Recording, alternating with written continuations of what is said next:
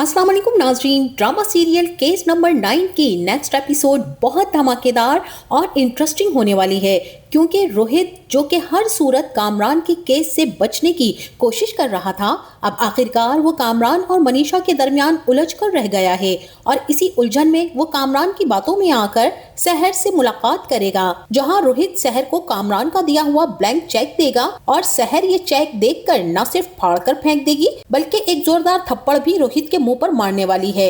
तो क्या अब रोहित को इस थप्पड़ खाने के बाद अकल आएगी और वो कोई अब बेहतर फैसला करेगा? इस बारे में बताएंगे हम आपको आज की इस वीडियो में। लेकिन इससे पहले अगर आपने हमारा चैनल अभी तक सब्सक्राइब नहीं किया है तो बहुत शुक्रिया के साथ पहले चैनल को सब्सक्राइब कर लीजिए और साथ ही कमेंट में मुझे अपने इस ड्रामे का पसंदीदा अदाकार या अदाकारा का नाम भी जरूर बताइए और ये भी जरूर बताइएगा कि आप किस शहर से हमारी वीडियो देखना पसंद कर रहे हैं। बढ़ते हैं अपनी वीडियो की जानिब। तो नाज़रीन, अब जैसा कि कामरान ने रोहित को अपने दुखड़े और रोने सुनाकर अपने जाल में फंसा ही लिया है और उसे इस बात के लिए राजी कर लिया है कि वो सहर से मिलकर सारे का सारा मामला निपटा देगा। जो बात वो मनीषा से कहकर आया था, अब रोहित को समझा बुझाकर उसे राजी कर लिया है कि कोई फर्क नहीं पड़ेगा हमारे ताल्लुकात पर, बस मुझसे जो गलती हो चुकी है उसकी मैं सहर से न सिर्फ माफी मांगने के लिए तैयार हूँ बल्कि जितना पैसा उसे चाहिए वो ले, बस इस केस से पीछे हटकर दस्तबरदार हो जाए। और रोहित भी कामरान के कहने में आकर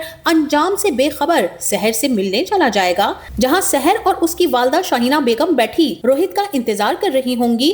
और जैसे ही रोहित आएगा तो वो सहर से यही कहेगा कि मैं आपसे एक रिक्वेस्ट करना चाहता हूँ कि आप इस केस में मजीद ना उलझें तो बेहतर है। सहर कहेगी कि ये बात कहने का आपका क्या मतलब है और कहना क्या चाहते हैं आप? और रोहित यही कहेगा कि सहर, बस मैं ये कहना चाहता हूँ कि मेरी दोस्ती और मेरी शादी दोनों बच जाएं और इसमें आप मेरी मदद कर सकती हैं।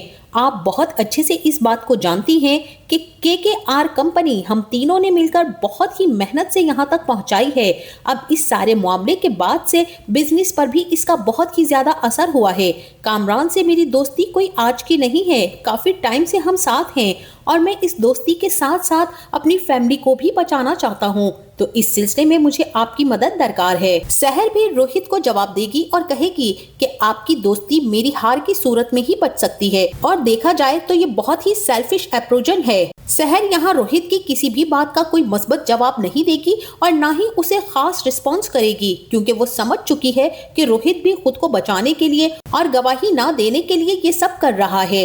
रोहित जब देखेगा कि सहर किसी सूरत उसकी बात मानने और इस केस से दस्तबरदार होने को तैयार नहीं है, तभी वो कामरान का दिया हुआ ब्लैंक चेक सहर के सामने करेगा और उसे देते हुए कहेगा कि ये कामरान ने दिया है ब्लैंक चेक, जितना अमाउंट चाहिए लिखकर दे सकती हो और वो तुमसे अपने किए की माफी मांगने को भी तैयार है। वो समझता है कि तुमको पैसों की जरूरत है, इसीलिए तुमने ये सब कुछ किया है, तो उसे अब उसका जवाब दे दो। रोहित की ये सारी बातें सुनकर सहर यहाँ पर रोहित को एक जोरदार थप्पड़ लगा देगी और कहेगी कि उस घटिया इंसान ने तुम्हें इस्तेमाल किया और मुझ तक ऑफर भेज दी, यानी मैं बिक जाऊं, अपने साथ होने वाली ज्यादती को पैसों में तोलकर चुप करके खामोश हो जाऊं। कामरान ने किस किस को पैसे खिलाकर अपना सच छुपाने की कोशिश की है, मैं बहुत अच्छी तरह से इस बात को जानती हूँ। मुझे पैसे ही चाहिए होते रोहित, तो मैं इस जंग को शुरू ही ना करती। तुम भी उसी की तरह घटिया निकले और तुमने भी यही सोचा कि मैं अगर उसकी बात नहीं तो तुम्हारी बात मान लूंगी, और तुम सब कुछ जानते बूझते सारी हकीकत को खुद अपनी आंखों से देखने के बावजूद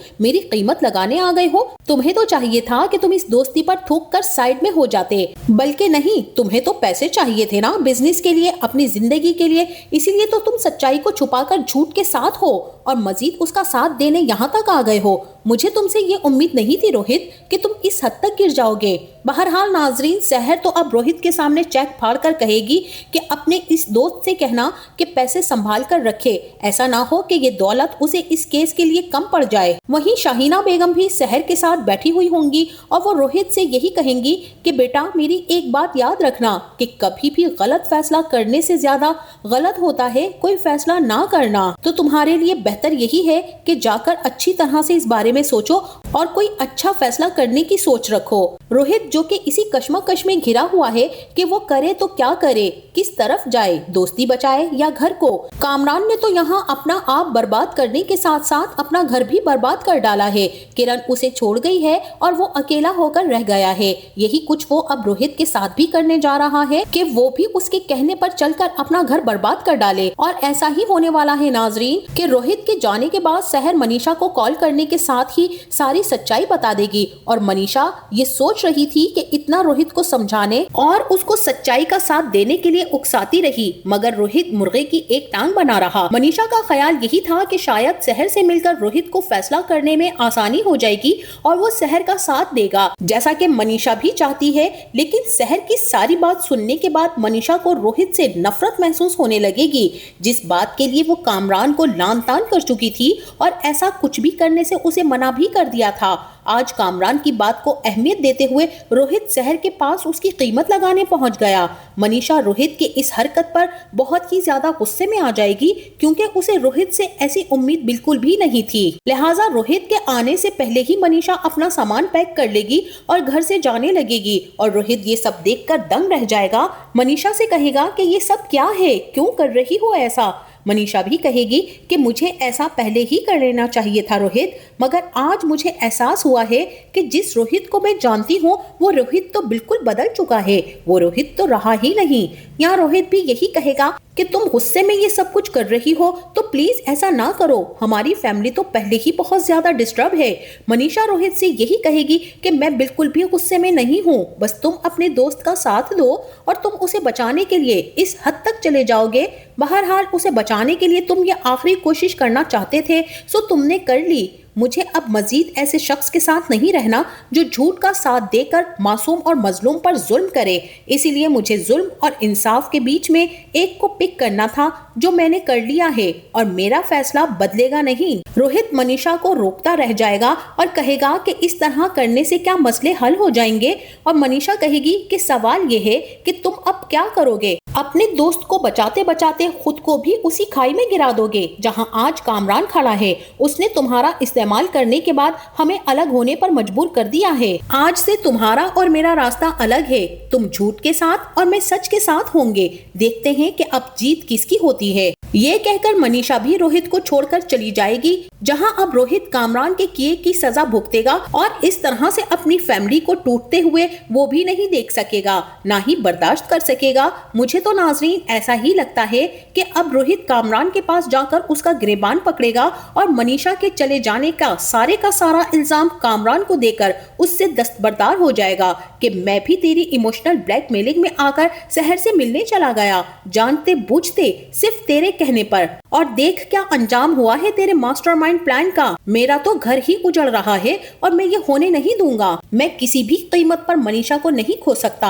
अब तेरा काम तू जाने, जो करना है खुद कर और मुझे बख्श दे। रोहित कामरान को सख्त बातें सुनाकर साहिल पर जाकर खूब दौड़े लगाएगा, चीखेगा और खुद को कोसने देगा कि वो ये क्या कर गया है। मनीषा तो इतनी आसानी से मानेगी भी नहीं और उसे मनाने के लिए रोहित को शहर का साथ देना ही होगा। और यहाँ रोहित अकेले में बैठकर मनीषा के साथ अपने बेटे की तस्वीर को देखते हुए फैसला कर लेगा कि अब वो वही करेगा जो मनीषा उससे चाहती है।